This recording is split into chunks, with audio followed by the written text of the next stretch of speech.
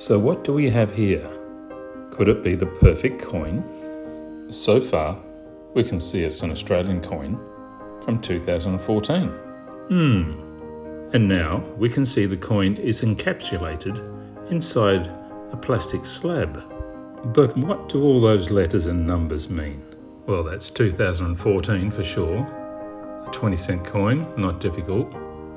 PCGS, probably Professional Coin Grading Service, PR.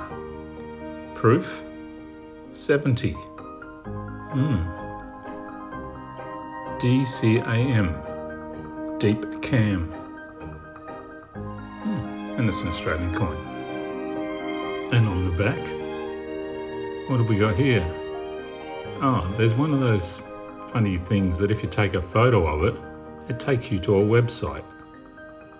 Let's try that.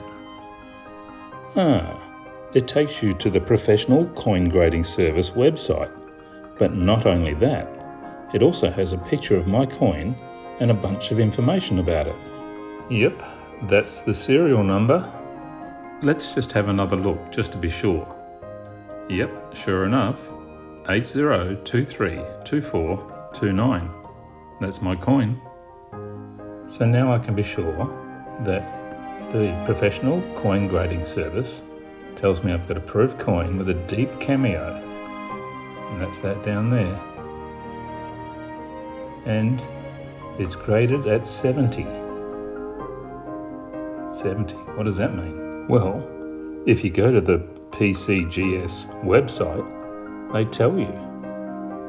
Mint state or proof coins can have a grading of anywhere from 60 to 70. A grading of 60 for a coin that has never been in circulation is not very good.